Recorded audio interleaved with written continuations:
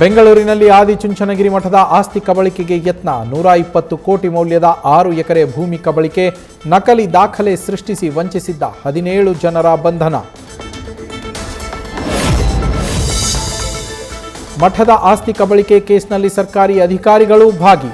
ಬಂಧಿತ 17 ಜನರ ಪೈಕಿ 6 ಮಂದಿ ಸರ್ಕಾರಿ ಅಧಿಕಾರಿಗಳು. ಕೆಂಗೇರಿ ಪೊಲೀಸ್ ಠಾಣೆಯಲ್ಲಿ ಪ್ರಕರಣ ದಾಖಲು. 17 ಜನ ಅರೆಸ್ಟ್ ಆದರೂ ಪ್ರಮುಖ ಆರೋಪಿ ಸಿಕ್ಕಿಲ್ಲ. ನೆಲಮಂಗಲದ ನರೇಶ್ ಗೌಡ ಇದರ ಮಾಸ್ಟರ್ ಮೈಂಡ್.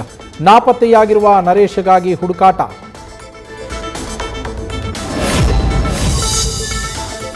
ಹೆಚ್ಚಿನ ಬಡ್ಡಿಯ ಆಮಿಷ ಒಡ್ಡಿ ಗ್ರಾಹಕರಿಗೆ ವಂಚನೆ. 165 ಕೋಟಿ ರೂಪಾಯಿ ಟೋಪಿ ಹಾಕಿ ದುಬೈಗೆ ಹಾರಿದ ವಂಚಕರು. ಬೆಳಗಾವಿಯಲ್ಲಿ ಮತ್ತೊಂದು ಹೂಡಿಕೆಯ ಮೋಸ ಬಯಲು. ನ್ಯಾಯಕ್ಕಾಗಿ ನೊಂದವರು ಡಿಸಿ ಮೊರೆ.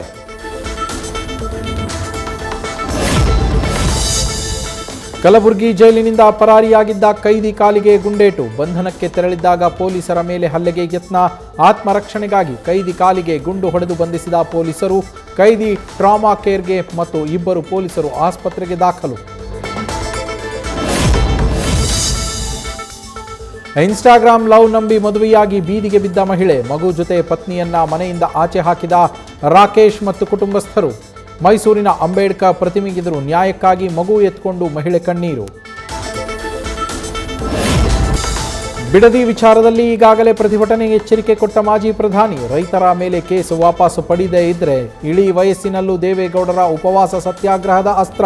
ಪ್ರಬಲ ಹೋರಾಟಕ್ಕೆ ವೇದಿಕೆ ಸಜ್ಜುಗೊಳಿಸ್ತಾ ಇರುವ ಜೆಡಿಎಸ್. ಹರೀಶ್ ಗೌಡ ಪತ್ನಿಗೆ ಅಶ್ಲೀಲ ಕಾಮೆಂಟ್ ಕೇಸ್ಗೆ ಟ್ವಿಸ್ಟ್. ಜಿಟಿ ದೇವೇಗೌಡರ ಅಳಿಯನಿಂದಲೇ ಅಶ್ಲೀಲ ಕಾಮೆಂಟ್. ಪೊಲೀಸರ ತನಿಖೆಯ ವೇಳೆ ವಿಶ್ವೇಶ್ವರಯ್ಯನ ಕೃತ್ಯ ಬೆಳಕಿಗೆ. ಕಾವೇರಿ ನದಿ ನೀರಿನ ಹಂಚಿಕೆ ಕುರಿತು ಇವತ್ತು ಹೈ ವೋಲ್ಟೇಜ್ ಸಭೆ. ದೆಹಲಿಯಲ್ಲಿ ನಡೆಯಲಿರುವ CWMA ಮೀಟಿಂಗ್. ತಮಿಳುನಾಡಿಗೆ ನೀರು ಬಿಡುಗಡೆ ಬಗ್ಗೆ ಸಭೆಯಲ್ಲಿ ನಿರ್ಧಾರ ಸಾಧ್ಯತೆ. ಚಿಕ್ಕಮಗಳೂರಲ್ಲಿ 2 ಬೈಕ್ ಮುಖಾಮುಖಿ ಡಿಕ್ಕಿ. ಸ್ನೇಹಿತನ ಕರೆತರಲು ಹೊಸ ಬುಲೆಟ್ನಲ್ಲಿ ಹೋಗ್ತಾ ಇದ್ದ ಯುವಕ ದುರ್ಮರಣ. ಅಪಘಾತದ ಭೀಕರ ದೃಶ್ಯ ಸಿಸಿಟಿವಿಯಲ್ಲಿ ಸೆರೆ.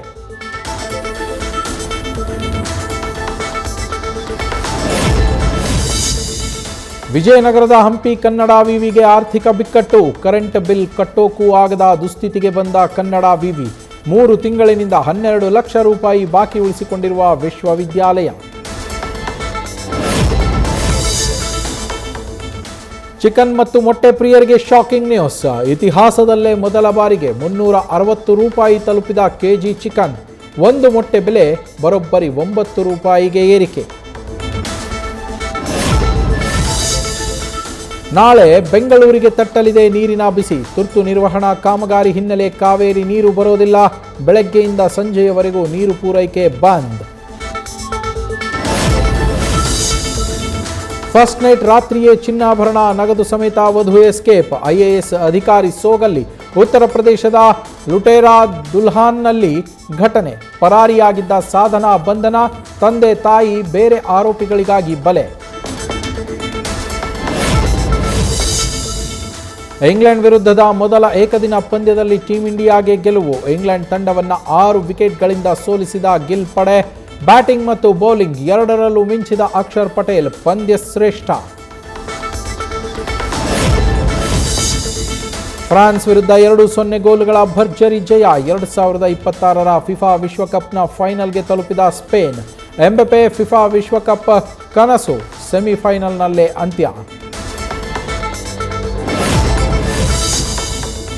ಕರಾವಳಿ ಸಿನಿಮಾ ಇದೆ ಜುಲೈ 24ರಂದು ರಾಜ್ಯಾದ್ಯಂತ ರಿಲೀಸ್. ಈಗಾಗಲೇ ಸಿನಿ ರಸಿಕರ ಮೆಚ್ಚುಗೆ ಗಳಿಸಿರುವ ಟ್ರೇಲರ್. ಸೆನ್ಸಾರ್ ಮಂಡಳಿಯಿಂದ ಸಿನಿಮಾಗೆ UA certificate. Rocking star Yash toxic cinema ಬಿಡುಗಡೆಗೆ ತಿಂಗಳಷ್ಟೇ ಬಾಕಿ. ಎಲ್ಲಾ ಕಡೆ ರಾರಾಜಿಸ್ತಾ ಇವೆ ಟಾಕ್ಸಿಕ್ ಕಟೌಟ್ಸ್.